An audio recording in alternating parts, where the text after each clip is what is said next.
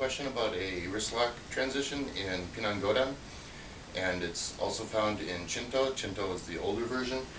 In Chinto, it starts from here, you shift back, the hands cross, pull to the hip, come up with the hands open, transition over, pull back, then hammer fist, and reverse punch.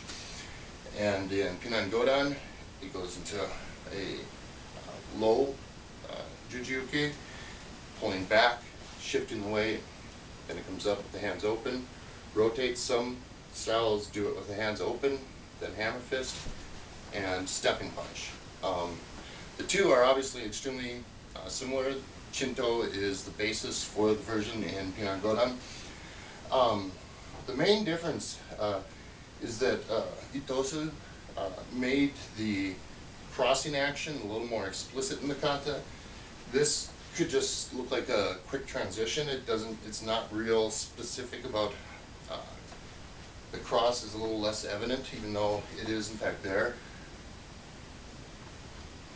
The way Itosu did it, it's very dramatic. He also changed one other thing. He didn't leave it as a reverse punch. He made it into a stepping punch, which we'll show later is actually kind of driving the opponent backwards, displacing their weight. Whereas in Chinto, you just strike from where you're at rather than trying to displace them. Anyways, onto the transition. I'm going to take my radius right here and place it behind the styloid process of her ulna, and this is going to cause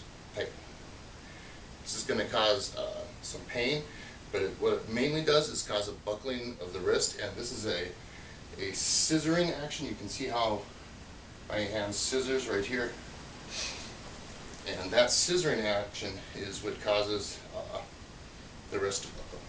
So she grabs.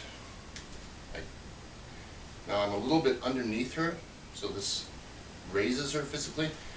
So I'm going to bring my hands up, and this is the cross block. And I would leave it this way, but I don't want to hurt her wrist. So I would bring it like this, but that's a lot of pressure. I don't really want to hurt her wrist.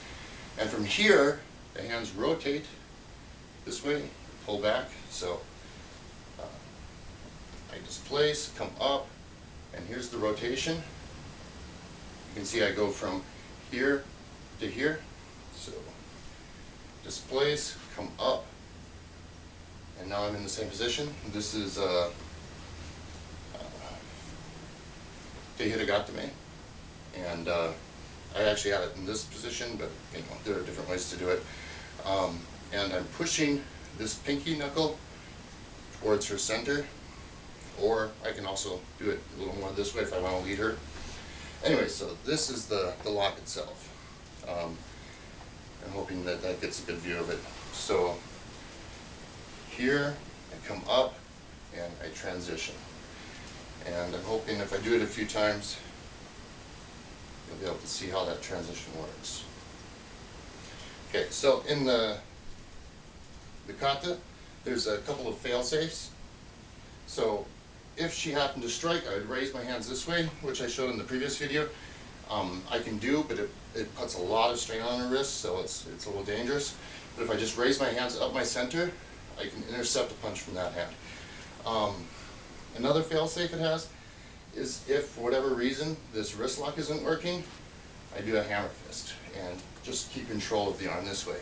If she blocks that hammer fist this way, then pull and reverse punch, which is the version in Chinto. And as I was saying, Pinan Godan does it a little differently. Instead of a reverse punch, go ahead and block this, it actually steps.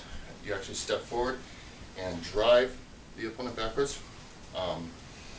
Also, when you're doing this lock, you can do taisabaki, getting offline away from this arm.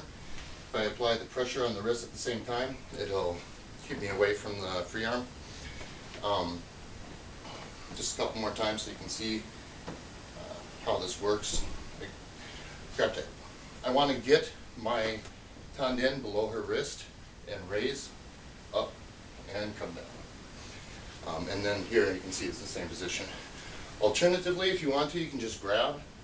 That works as well. Okay, so I hope that showed it. I also wanted to show a couple variations of that same technique. There are three main variations of the technique as it's in Chinto. One comes here, which is the one we just did. Another comes 1, 2, 3, and I've filmed that I believe a week ago.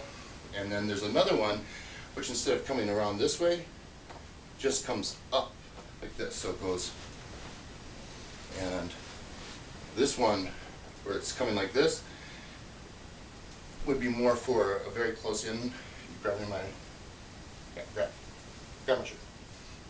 Yeah, okay. So the coming up and coming down at the same time, I'd be hitting into the occipital and the jawbone at the same time, like this, smack, and then the is actually going to be a neck manipulation. So I twist the head one way first, and then quickly reverse the other way. So if she's resisting this neck crank, which of course people will, and I don't want to just rotate sideways, I want to push the chin sideways and up as I pull this part of her head sideways and down this way. I don't want to just rotate this way, I want to this way. So this is very dangerous, but if she resists it, I quickly reverse directions and snap the neck the other way, which could easily cause a cervical injury, not necessarily breaking the neck, but definitely causing some damage and most likely resulting in the end of the situation immediately.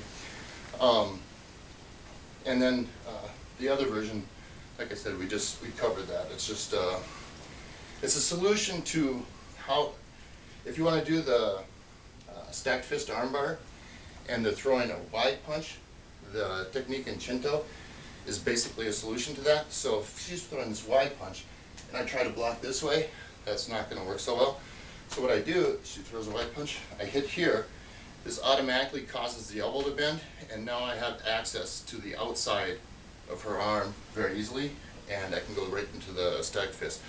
Also, this will cause a lag. She won't withdraw her hand. Since it's a wide punch, she probably wouldn't be withdrawing quickly anyways, but if she hits, this strike here will cause the arm to linger just for a fraction of a second, but more than enough time to actually get a hold of it.